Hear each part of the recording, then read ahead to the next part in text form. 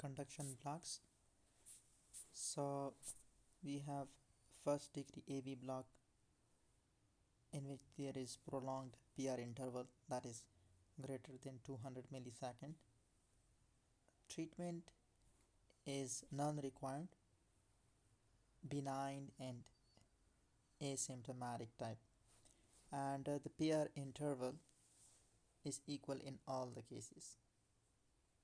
Then we have second degree AV block, and that is being classified as Mopeds type 1, which is also called Wenke-Bake type, and then Mopeds type 2, then third degree uh, block that is considered as complete AV block.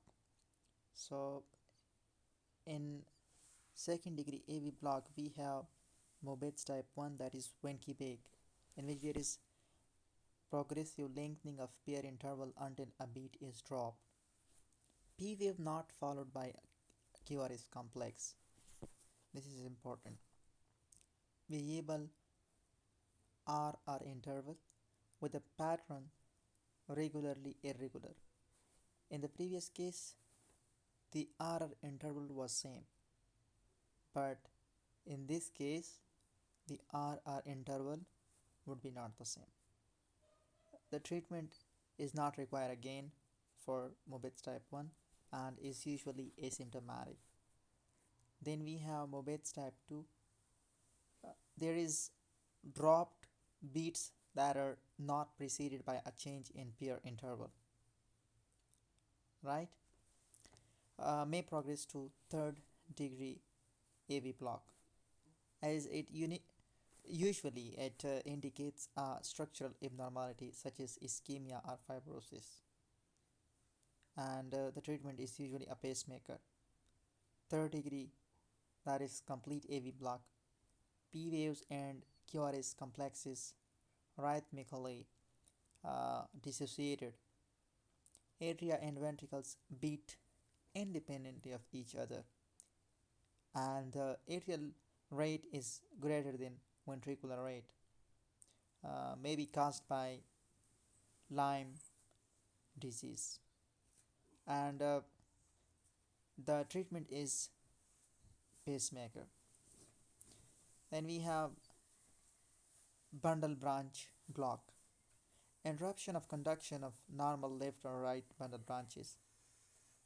Affected ventricle depolarizes via slower myocyte to myocyte conduction from the unaffected ventricle, which depolarizes via the faster His-Purkinje system, commonly due to degenerative changes, for example, cardiomyopathy, infiltrative disease. Okay, once again, first degree AV block, prolonged PR interval greater than 200 millisecond, not treatment required and is benign and asymptomatic. The PR interval would remain the same. Okay, then Mopeds type 1, progressive lengthening of PR interval until a beat is dropped, P wave not followed by QRS complex, variable RR interval with a pattern regular, no treatment requirement, usually asymptomatic. Mopeds type 2, drop beats not preceded by a change in PR interval, may progress to third degree block, usually indicates a structural abnormality such as ischemia or fibrosis. Treatment is usually a pacemaker. Third degree complete AV block, P waves and QRS complexes rhythmically dissociated. Atria and ventricles beat independently of each other. Atrial rate that is greater than ventricular rate, may be caused by Lyme 3 disease. The treatment is pacemaker. Bundle branch block, interruption of conduction of normal left or right bundle branches. Affected ventricle depolarizes via slower myocyte to myocyte conduction from the unaffected ventricle, which depolarizes via the faster His-Purkinje system, commonly due to degenerative changes, for example, cardiomyopathy and infiltrative disease. Premature beats, uh, they might be of two types: premature atrial contraction and premature ventricular contraction. So premature atrial contraction, extra beats arising from ectopic foci in atria instead of the AC node, often secondary to increased adrenergic drive, for example, caffeine consumption, benign but may increase risk for atrial fibrillation and flutter. They would have, like this is important, narrow QRS complex with a preceding P wave on ECG, right? This thing is important. Then we have premature ventricular contraction, ectopic beats arising from ventricle instead of the FA node. Over here, there is shortened diastolic filling time, and decreased stroke volume compared to normal beat. Prognosis is largely influenced by underlying heart disease. This thing is important. If there is problem in ventricles, there would be wide QRS complex, and if there was, let's say in the if there is the problem in the atria, then that would cause narrow QRS complex. So over here we have wide QRS complex with no preceding P wave on ECG. Okay, once again, premature atrial contraction, extra beats arising from ectopic foci in area instead of AC node, secondary to increased adrenergic drive, for example, caffeine consumption, benign, may increase risk for AFib and flutter, narrow QRS complex with preceding P wave on ECG. Premature ventricular contraction, ectopic beats arising from ventricle instead of FA node, shortened diastolic filling time, decrease stroke volume compared to a normal beat. Prognosis largely influenced by underlying heart disease, wide QRS complex with no preceding P wave on ECG. Then we have myocardial infarction complications. Okay, uh, the first complication, that is cardiac arrhythmia. Right, the time frame first few days to several months. The findings would be can be ventricular arrhythmias or conduction blocks due to myocardial death and scarring. Important cause of death before reaching the hospital within the first 20 48 hours post MI. This thing is important. And peri-infarction, pericardium, pericarditis. These these things are tested on Uworld, right? And these things are important. Regarding, let me draw this for you. This one, this one, this one. They have been free wall rupture. They have been asked many times, right? So be focused on these things. Okay.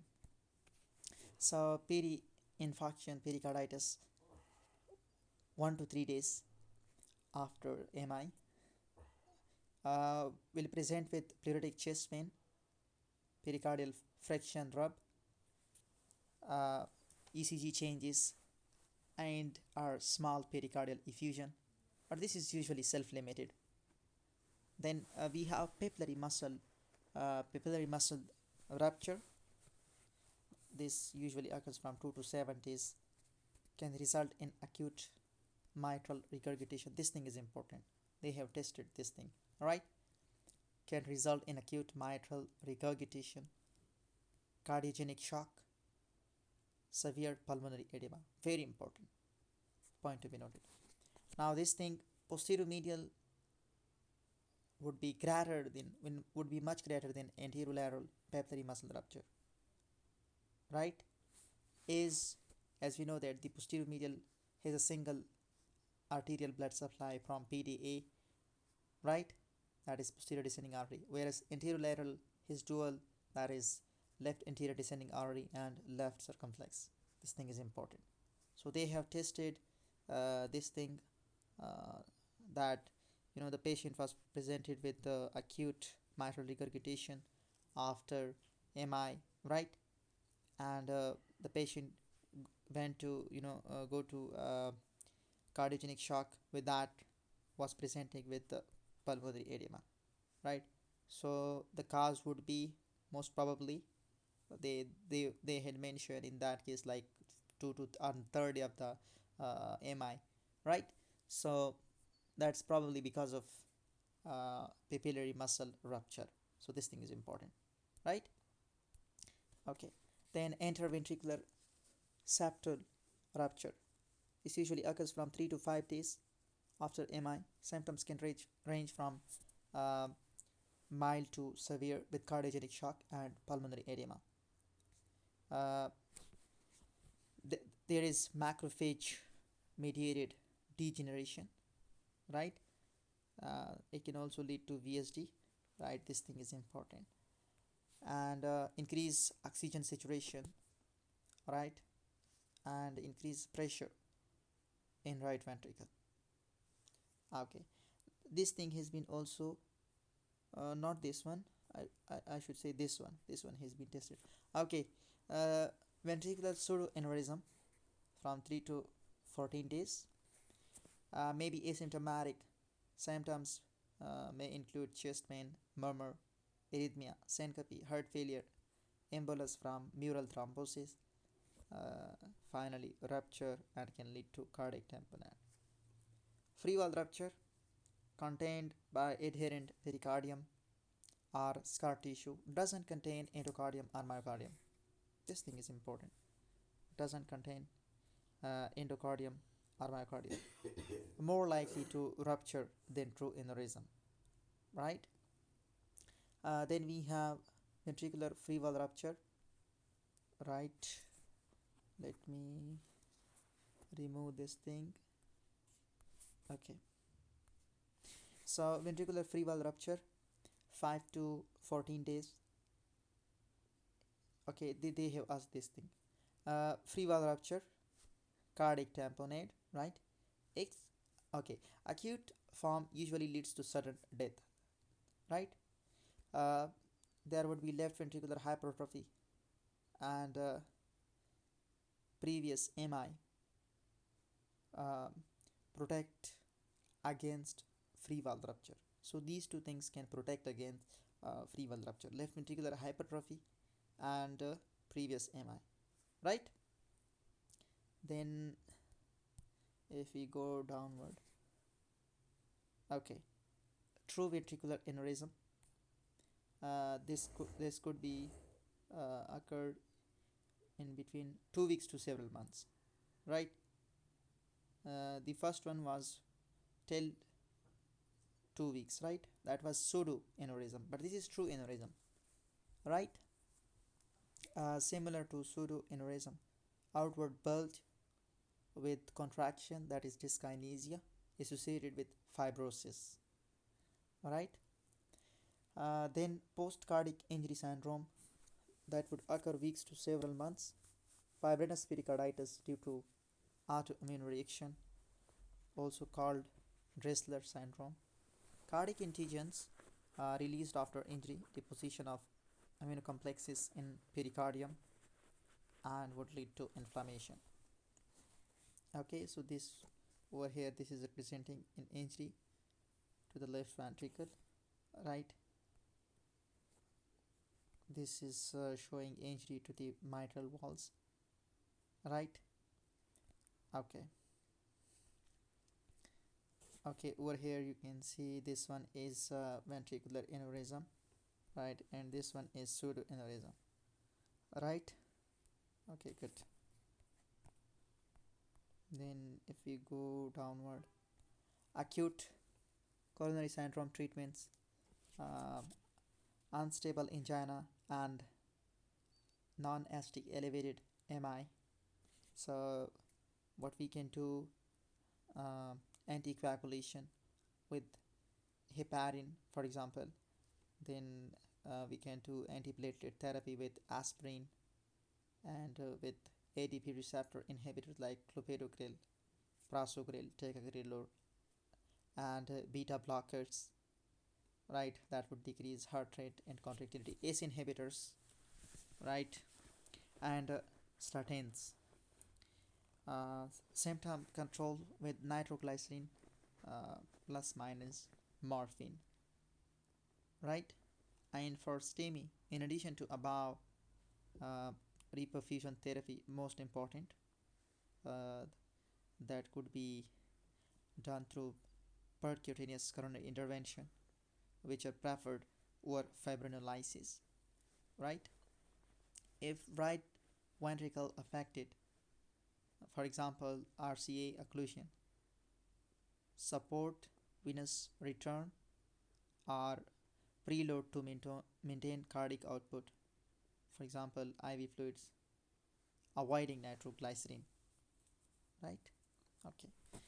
Then if we go to the cardiomyopathies, mm, we have dilated cardiomyopathy, which is the most common cardiomyopathy in 90% of cases, often idiopathic or familial, mutation of TTN gene, which is encoding the sarcomeric protein Titin, right?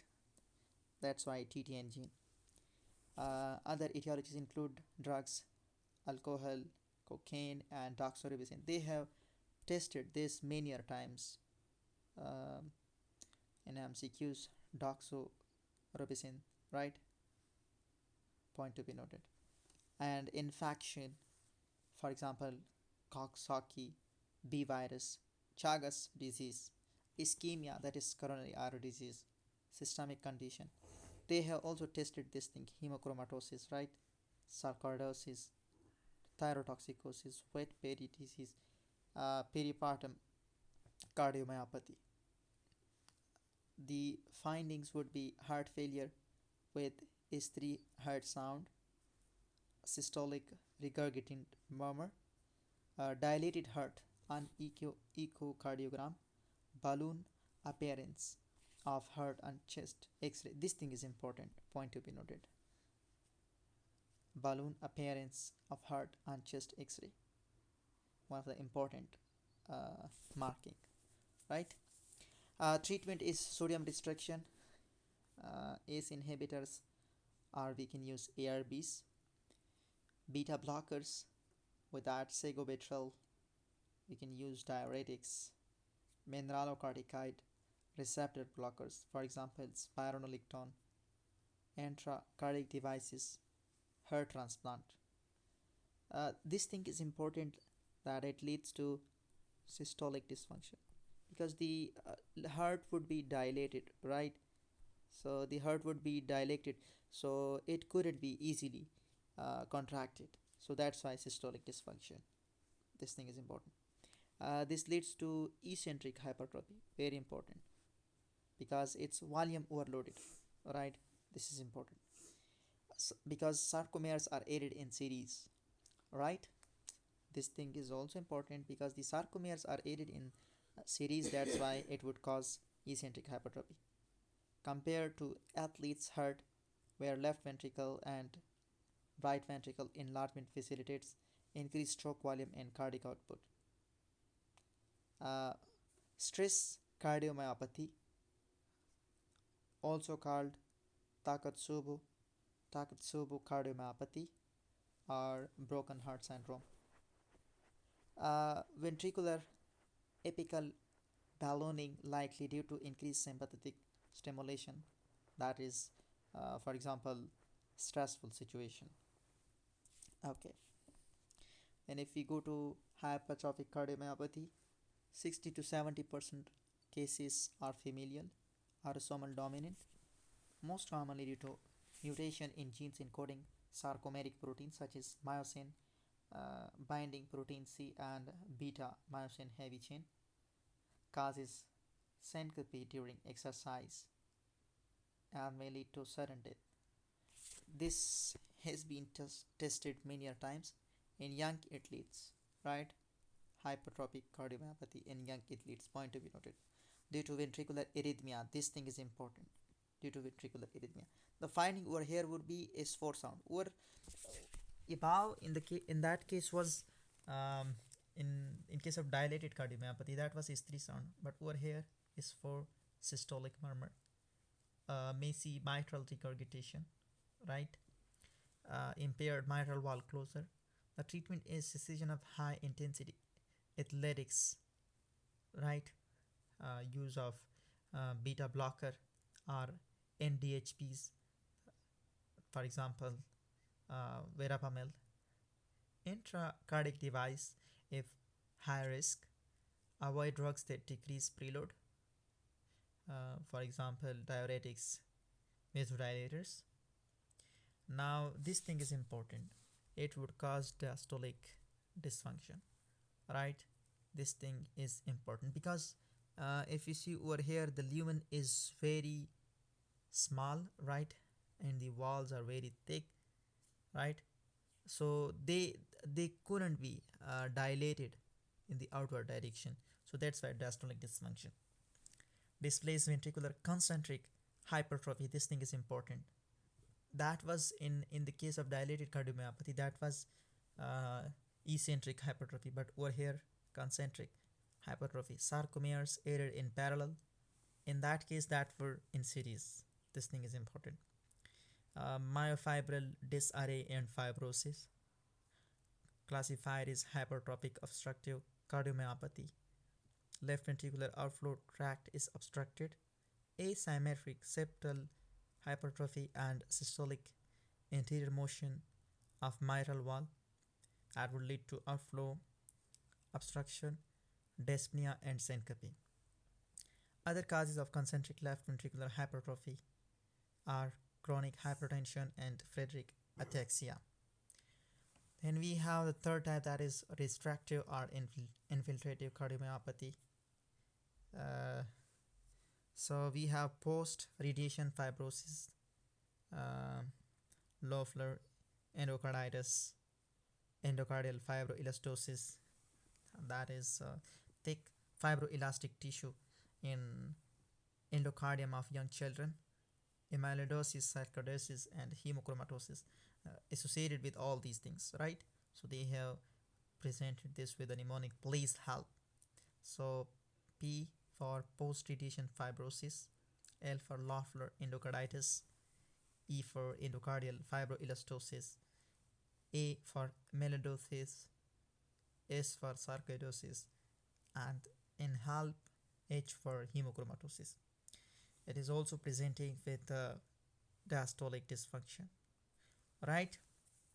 So can have low voltage ECG despite thick myocardium, for especially in amyloidosis. Loeffler endocarditis, that is associated with hypereosinophilic syndrome. Uh, histology shows histology shows eosinophilic infiltrate in myocardium, right?